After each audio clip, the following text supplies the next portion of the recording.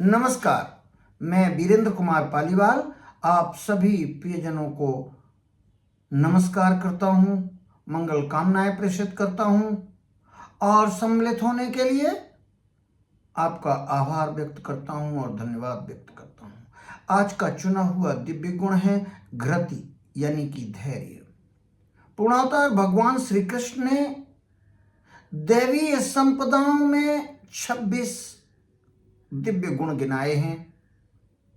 ये तीसरे श्लोक में तीसरे नंबर पर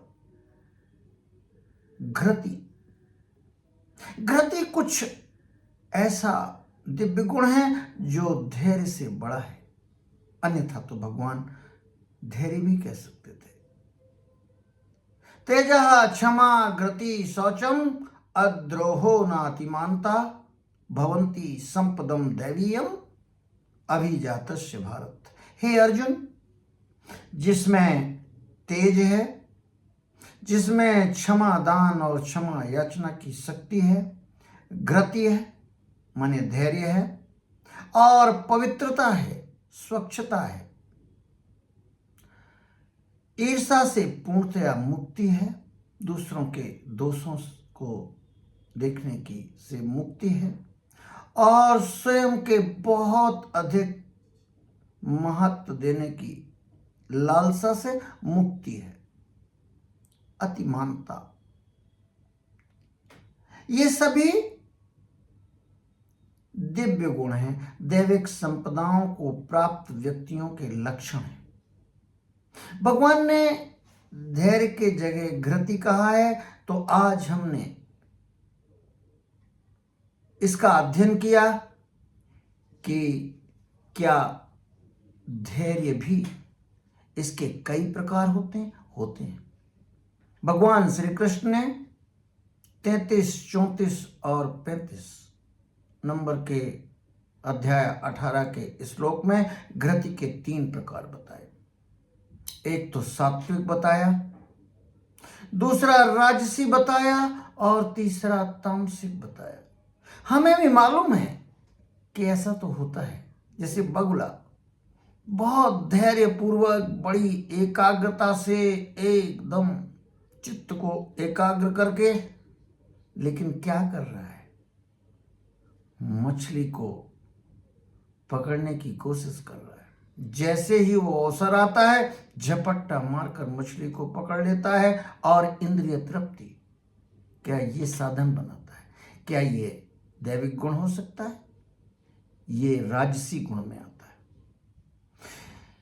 धैर्य का नाम लेकर के, धीरज का नाम लेकर के हम किसी निर्णय को टालते रहते हैं।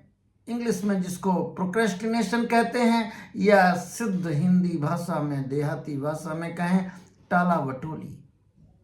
तो क्या ये धैर्य है? क्या ये दैविक गुण है? इसको तामसी गुण बताया। भगवान श्री कृष्ण ने ये 3 प्रकार के धैर्य बताए, सात्विक, राजसी और तामसिक। बहुत ज्यादा फलाकांक्षी होकर युद्ध जीतना है, इसके लिए सैन्य प्रबंधन और बड़े बड़े अणुबम और फलाना सेना तैयार करनी है। बताइए तो सही, ये धैर्य सहित करने पर क्या हम इसको उसी दिव्य गुण के साथ गिने जिसमें, जैसे कि भगवान श्री मर्यादा पुरुषोत्तम श्री राम ने 14 वर्ष वनवास में धैर्य पूर्वक तपस्या की? दोनों ये धैर्य एक नहीं हो सकते। एक सात्विक है और दूसरा राजसी है। दुर्योधन ने क्या कम धैर्य रखा? धृतराष्ट्र ने क्या इतना लंबा वक्त नहीं गुजारा पुत्र मोह में? तो इनको तामसी धैर्य कहा जाएगा। तो धैर्य के विभिन्न प्रकार हैं, ये मैं कहना चाहता हूं, और ये गीता में वर्णित है। इसको विस्तार से समझने की जरूरत है। धैर्य से सफलता मिलती है, धैर्य से धैर्य एक सद्गुण है। ये सब बातें सही हैं, लेकिन और बारीकी से अध्ययन करेंगे तो हमें पता चलेगा। धीरे धीरे रे मनहा, धीरे सब कुछ हो।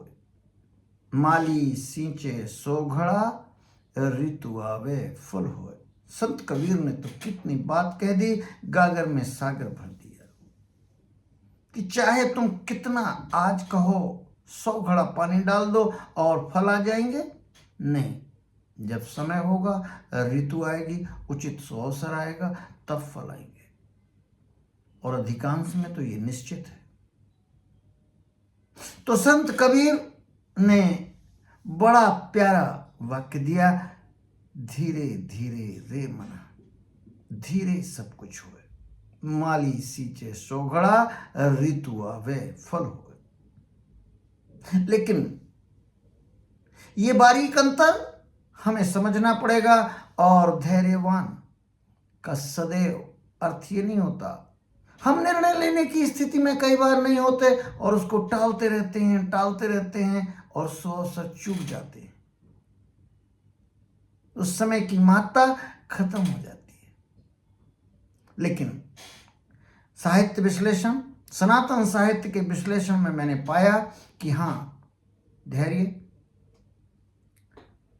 के प्रकार होते हैं, और लेकिन दैविक संपदा धैर्य है। धीरज धर्म मित्र अरु नारी, आपदकाल परखिए चारी। तुलसीदास जी महाराज ने धैर्य धर्म मित्र और पत्नी की परख संकट में करने की बात कही है। और उन्होंने कहा, आपदा आने पर, विपदा आने पर इन चारों की सच्ची परख की जा सकती है। उकलाने काम नसाने, धीरज धरें सयाने। देहाती कहावत है, लेकिन क्या सच नहीं? क्या हमारे भी ये अनुभव नहीं?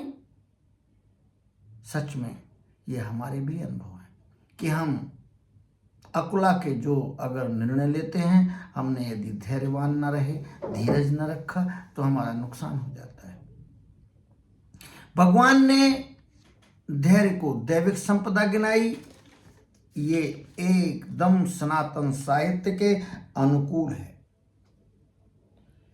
और महान व्यक्तियों के विचारों को यदि हम देखें तो भी हम पाते हैं, to lose the patience is to lose the battle. Mahatma Gandhi कहा करते थे, the greatest virtue is patience, even if you fail 1000 times, try once more. ये स्वामी विवेकानंद ने कहा है। थॉमस अल्वा एडिसन के बारे में मैं बार बार उदाहरण देता हूं। 10,000 प्रयोग असफल रहे। निर्वात में बल्ब जलाने के लिए वो 10,000 असफल प्रयोगों के बाद जब जर्नलिस्ट ने उनसे पूछा कि आप इन 10,000 असफल प्रयोगों के बारे में क्या कहना चाहते हैं, उन्होंने कहा नहीं, उसमें एक भी असफल प्रयोग नहीं था। हर प्रयोग सफल था। और उसका निष्कर्ष भले ही ये हो कि हाँ, ऐसा करने के बावजूद भी निर्वात में बल्ब नहीं जलेगा और कुछ योजना बनानी पड़ेगी और कुछ सुधार करना पड़ेगा। भाई वाह, ऐसा दृष्टिकोण, ऐसा पेशेंस महान है सच में। ऐसे ही और भी महापुरुष गण हुए हैं। हेनरी फोर्ड, कितनी असफलताएं मिली, लेकिन अच्छे काम के लिए लगे रहे। इन वैज्ञानिकों के उदाहरण को देख करके आज हम देख सकते हैं कि हमारा जीवन इतना सुखी संपन्न है, तो इन लोगों की तपस्या उसमें लगी हुई है, उनके धैर्य पूर्वक प्रयोगों का परिणाम है ये। हम इतना सुखी जीवन गुजार रहे हैं। उपनिषद में भी कहा गया है, क्षमा दमा तितिक्षा। तितिक्षा अर्थात धैर्य पूर्वक सहन करना।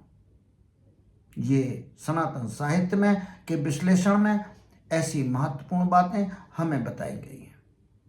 सच में धैर्य को विकसित करने के लिए वही उपाय हैं आत्मचिंतन, स्वाध्याय और धैर्य के बारे में यदि हम जान जाएं और फिर हम में ये धैर्य विकसित हो सकता है, अभ्यास से विकसित होगा। धीरे धीरे अभ्यास करके धैर्य को विकसित किया जा सकता है। यदि आज हम धैर्यवान नहीं हैं तो कल भी नहीं बन सकते, ऐसा नहीं है। अभ्यास से हम धैर्य को विकसित कर सकते हैं। यही हमारा निष्कर्ष इस स्टडी का निकलता है। यह हुआ बौद्धिक ज्ञान। मैं बार बार कहता हूं, बौद्धिक ज्ञान की अपनी कोई सामर्थ्य नहीं, अपनी कोई क्षमता नहीं।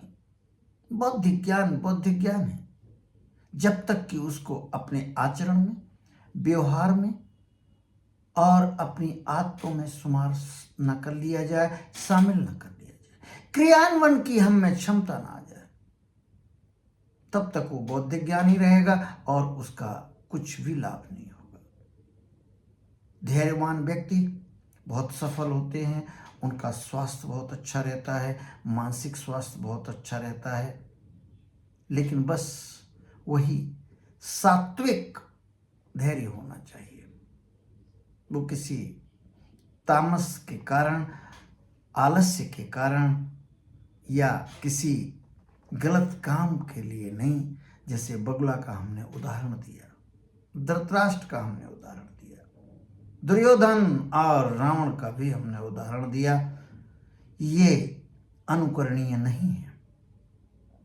ये वीडियो शैक्षणिक है और अपने प्रियजनों के लिए बौद्धिक ज्ञान को साझा करने के लिए बनाया गया है। यदि आपको वीडियो के कंटेंट्स पसंद आते हों तो कृपा करके इसको सब्सक्राइब करें, शेयर करें और यदि आपके मन में प्रश्न हैं या सुझाव हैं तो मेरे चैनल में कमेंट सेक्शन में लिखकर जरूर बताएं। धन्यवाद, बहुत बहुत धन्यवाद।